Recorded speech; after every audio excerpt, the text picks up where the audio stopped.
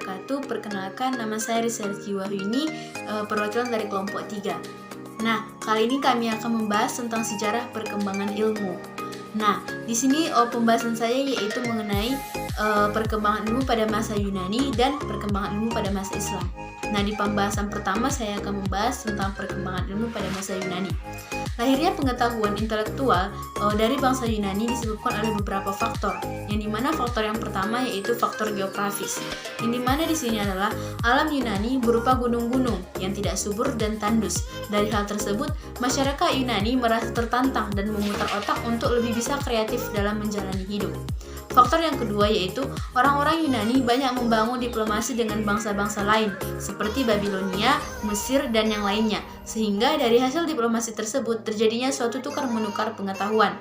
Nah, faktor yang ketiga yaitu masyarakat Yunani memiliki hak otonom kemerdekaan dan kemakmuran di bidang ekonomi, sehingga mereka bisa lebih berkreasi untuk mengembangkan perekonomian keluarga mereka.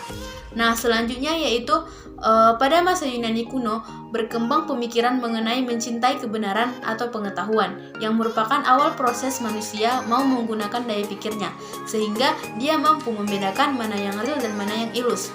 Periode filsafat Yunani merupakan periode terpenting dalam sejarah peradaban manusia. Baiklah, masuklah kita ke materi yang selanjutnya yaitu perkembangan ilmu dalam Islam. Dalam sejarah pandangan Islam tentang pentingnya ilmu tumbuh bersamaan dengan munculnya Islam itu sendiri.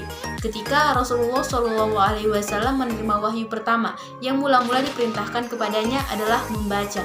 Malaikat Jibril memerintahkan kepada Nabi Muhammad SAW dengan bacalah, dengan menyebut nama Tuhanmu yang menciptakan.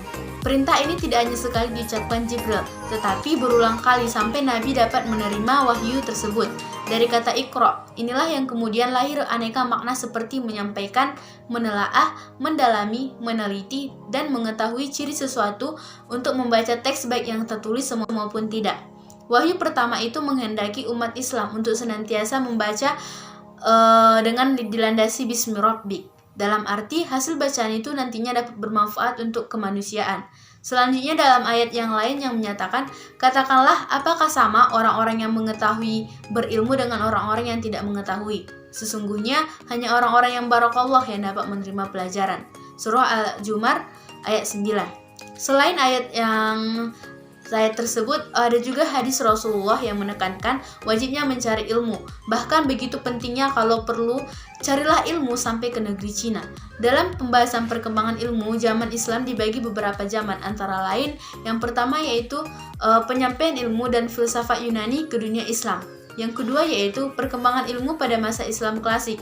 Yang ketiga yaitu perkembangan ilmu pada masa kejayaan Islam. Dan yang keempat yaitu masa keruntuhan tradisi keilmuan dalam Islam. Assalamualaikum warahmatullahi wabarakatuh. Perkenalkan, nama saya Wahyuni Sahara Situmorang.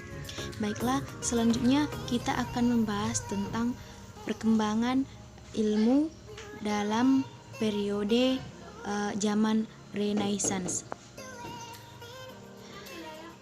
Zaman Renaissance ini abad 15 sampai 16 Masehi. Sebenarnya zaman Renaissance merupakan masa transisi dari abad pertengahan menuju abad modern, di mana pada zaman Renaissance akan lebih mendominasi daripada wahyu. Pada abad pertengahan, hegemoni antara akal dan iman benar-benar tidak seimbang. Pada abad itu, akal kalah total dan iman menang mutlak. Kata Renaissance berarti kelahiran kembali.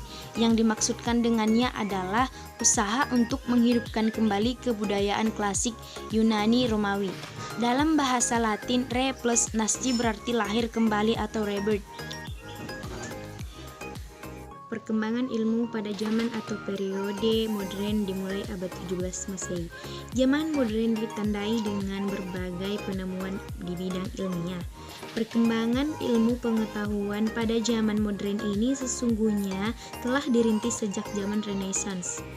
Dan sejarah perkembangan ilmu pada zaman modern dimulai oleh dua tokoh penting, yaitu Isaac Newton pada tahun 1643 sampai 1727 dengan karya besar yang disumbangkan yaitu teori gravitasi, perhitungan kalkulus dan optika. Selanjutnya Leibniz 1646 sampai 1716. Hasil temuan Leibniz yang terkenal di Jerman adalah diferensial atau integral. Teori ini merupakan awal perkembangan ilmu matematika.